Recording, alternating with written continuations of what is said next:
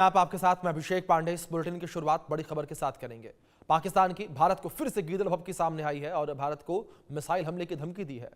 कामरान सईद उस्मानी ने गीदड़ भभकी दी है। पाकिस्तान मुस्लिम लीग का नेता है कामरान सईद उस्मानी ने बांग्लादेश के साथ हमदर्दी जताई है।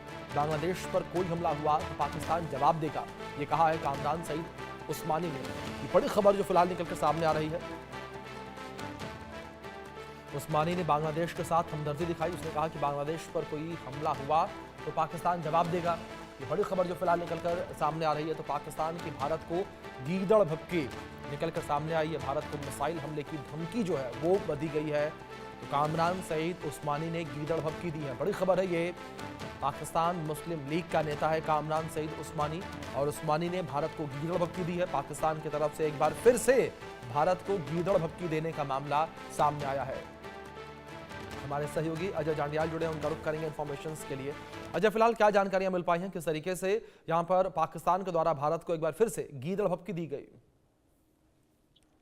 देखिए अभिषेक, भारत के खिलाफ जहर उगलने वाले जो इसी तरह के लोग हैं उसकी कोई कमी पाकिस्तान में नहीं है। और खासतौर पे जो बांग्लादेश में हालात बने हैं उसके बाद जो भारत का रुख है और भारत के लोगों का जो गुस्सा है उसके बाद शायद पाकिस्तान को लग रहा होगा कि उनके नेता, उनके सेना के कमांडर अगर कुछ बोलते हैं तो उसका हश्र वो देख चुके हैं। तो ऐसे में मुस्लिम लीग के जो नेता हैं कस्मानी, वो अब गीदड़ भभकियां भारत को दे रहे हैं। शायद उन्हें भूल गया है कि कुछ दिन पहले, कुछ महीनों पहले जब ऑपरेशन सिंदूर चला था तो पाकिस्तान की क्या हालत हुई थी। और उस वक्त ये कासमानी जैसे जो सो कॉल्ड लीडर हैं वो दिखते नहीं है, मगर मुस्लिम लीग के नेता ने जो धमकी दी है उससे एक चीज जरूर स्पष्ट हो जाती है। वो ये स्पष्ट होती है कि पाकिस्तान में बैठे लोग जो हैं वो ना सिर्फ बांग्लादेश को बर्बाद करने के लिए जिम्मेदार हैं, बल्कि बांग्लादेश की बर्बादी के जरिए वो भारत में जहर उगलने का और वहां पर मिनोरिटीज को टारगेट करने का सिलसिला जो है वो यही लोग चला रहे हैं। ये खुफिया सूत्रों से पहले ही जानकारी मिल चुकी है कि पिछले कुछ सालों से बांग्लादेश के जो सैनिक है, आतंकी है, और बांग्लादेश के जो आईएसआई है, पाकिस्तान की जो आईएसआई है, ये दरअसल बांग्लादेश में रहकर वहां पर माहौल खराब करने में लगी थी। और यही वजह है कि शेख हसीना को वहां से हटाया गया, मोहम्मद यूनुस को लाया गया और उसके बाद इंटेंशनली वहां पर हिंदुओं की और मिनोरिटीज की हत्याएं की जा रही है, उनको निशाना बनाया जा रहा है।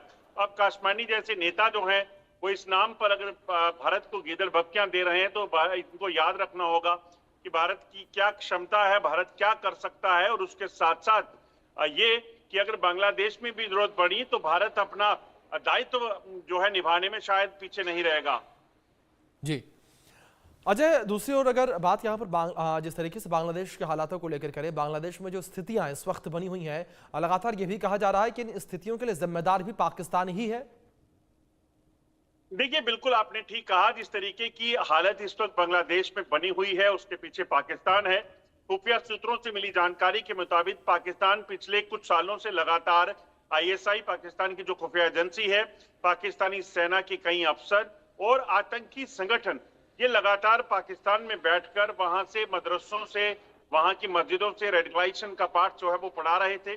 और वहां से इन्हें पता था कि जो युवा है उनके जरिए ही कुछ किया जा सकता है, क्योंकि जो पुराने लोग बांग्लादेश की स्थिति को जानते हैं, जिन लोगों ने पाकिस्तान जब बांग्लादेश के साथ हुआ करता था उसके हालात को देखा है, तो उन लोगों ने इसीलिए उसको पूरे तरीके से नकार दिया। और इसीलिए अगर आप देखें तो बांग्लादेश अलग भी हुआ, मगर आज जब नई जनरेशन को रेडिकलाइज करके उनका इस्तेमाल करके जो है बांग्लादेश में हालात खराब किए हैं पाकिस्तान ने, उसका नतीजा है कि आज बांग्लादेश की स्थिति बड़ी दयनीय बनी हुई है। और यही वजह है कि यहाँ पर बेसिक एजेंडा जो है वो पाकिस्तान का चल रहा है। पाकिस्तान के ही एजेंडे के कारण वहां पर हिंदुओं पर अत्याचार हो रहे हैं, लोगों को जिंदा जलाया जा रहा है। और यही कट्टरपंथता जो है वो पाकिस्तान को भी इसी तरह से दो गुटों में बांट गई थी और आने वाले दिनों में वो दिन दूर नहीं जब पाकिस्तान के और बड़े टुकड़े होंगे। जी बिल्कुल, जाहिर तौर पर बिल्कुल ठीक आपने जिस तरीके से स्थितियां इस वक्त बनी हुई नजर आ रही हैं, इन स्थितियों के लिए पाकिस्तान ही जिम्मेदार है। फिलहाल आपसे रिक्वेस्ट है कि आप बने रहे मेरे साथ, आगे भी कुछ खबरों पर जानकारियां आपसे लेंगे हम।